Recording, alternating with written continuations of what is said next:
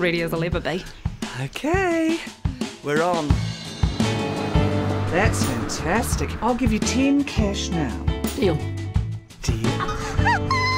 That's a bargain! You said it was going to be ready today. It's a lot more serious than that, I'm afraid. Gee, Davis, how could you? Will you marry me, Miss Rose? Of course. This is perfect, Stu. You gonna ring your parents? Tell them the good news? Oh, Cheryl, wait till you see what I've got for you. I just got to tell. How long ago did you guys actually film the movie? When did it was last year, wasn't it? August, September last year. Okay, and how long was filming for? Was it 4 weeks. 4 weeks? 4 to Very 5 short, weeks, yeah. very quick. Quick. Yes. In and out. And just for both of you, how did the role opportunity come about?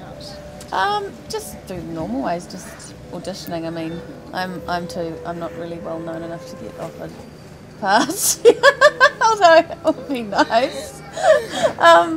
Yeah, just we auditioned. We didn't ever audition together though, No. which was interesting. I think Paul just knew that we would have magical chemistry. I did audition with Ryan though. Yes, but I've 'cause worked with Ryan before. I mean, the audition process is standard for us for any sort of work, really. And in this situation, with this film, where the key sort of element is making a family that's believable, it's always a good idea to put actors together to see if you can generate that. Because this film doesn't have, you know, tidal waves or explosions or those sorts of things. It is very much an emotionally heart-centered film, so it needs to have actors communicating well with one another. So, and what drew you to the role?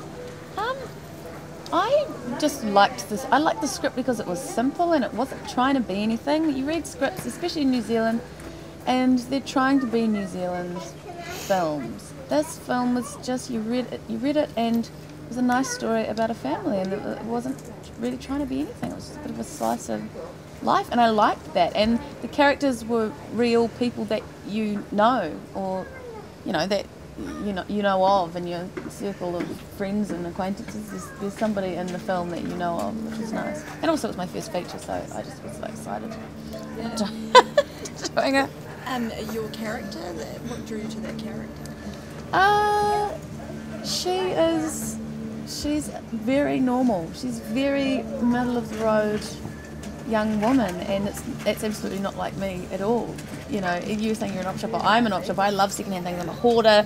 I love I have very unique tastes in things. You know, and so Cheryl is the complete opposite to me, and that's hard and challenging as an actor, and so it's attractive to play because you want to go, wow, can I do this? Yeah. I was reading, I think, in the Herald that your sister was Yeah. getting married, so Yep. you kind of used that a little bit. Yeah, Cheryl is quite a bit like Kerry. I mean, not entirely, but she is a bit, you know, which was great. Yeah, because I was saying this morning, my sister had everything planned out like 18 months in advance. She still hasn't even been married yet.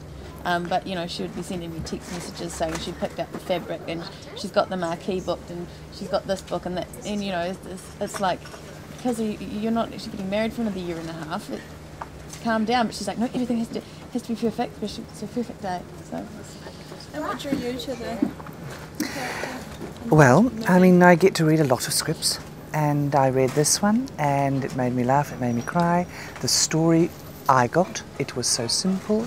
I've worked on a reasonable amount of film, and I agree with Holly, there is a sense of, well, and there's nothing wrong with it, of us trying to be different, and the thing that attracted me to this film was the commonality, the fact that there is, that it can speak to an international audience, anyone. You know, it's the minutiae of life that this film is about, and those events like births, deaths and marriages are big for all of us, and I enjoyed that very much, that film, a film that was about that. And your character, Jo? Well, she does get to run the gamut of emotions, and that's always an interesting thing to play. It's more difficult to play someone normal, ordinary. We all love the character roles who are the villains, or there's great eccentricities, or some sort of deformity or perversity. They're great, I like those myself. But there's a great challenge to be had in conveying someone who does appear normal. That's a harder task. And I was really interested in that challenge. I know you've just kind of partly explained that, but why is it harder to play someone who's normal? Because you're relying there on an audience engaging with you on the basis of banality, of everyday.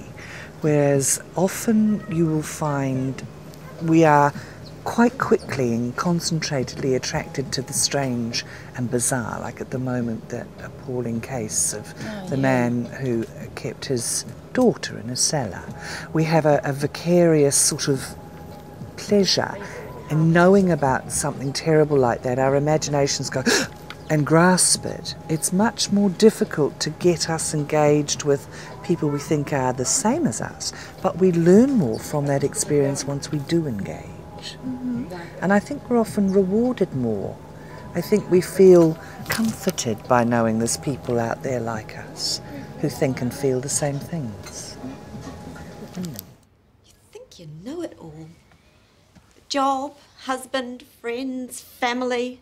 Well, there are things about your family you don't know, Jill Rose. Things you don't know about your own daughter. What about my daughter? She's engaged. And she didn't want to tell you because you embarrass her. Embarrass her? How? With all those ghastly bargains you try and foist on her. Not everyone wants to be a second-hand Rose.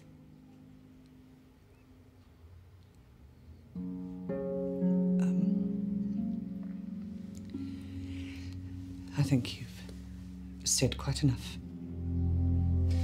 Well, You've done what you set out to do. I would like you to go now.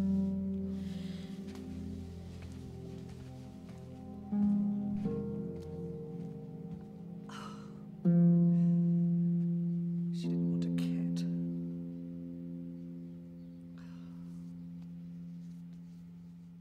I was watching it last night, and I'm not one to cry in movies, and I didn't cry, but there were those moments where it was.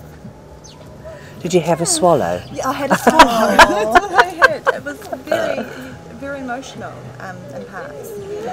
To be a parent and to, you know that yourself, to be a mother, to be a father with a child is the most important thing you will ever do in your life. And they are your legacy to the world. So that's why it's emotional. You're not pregnant, are you? No. No. Oh, that's a shame, because I got a lovely little bassinet last Saturday.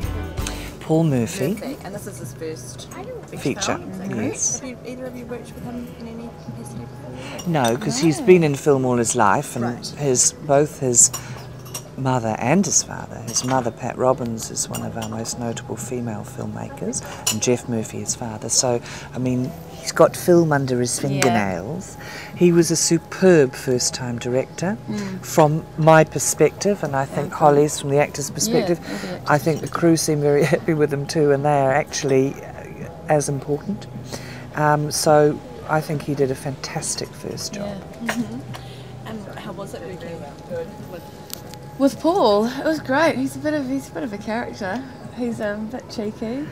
I think he did such a great job of working with us and really giving us attention. I mean, sometimes as an actor, you know, you do jobs where directors, every director has a different style, but sometimes you don't get really personal, kind of close working, and he really kind of, I don't know, he dug deep with that, with working on that and working with us. I think this film needs it, and it needed, you know, his kind of gentle touch, you know, to kind of come in and coax us through these everywhere.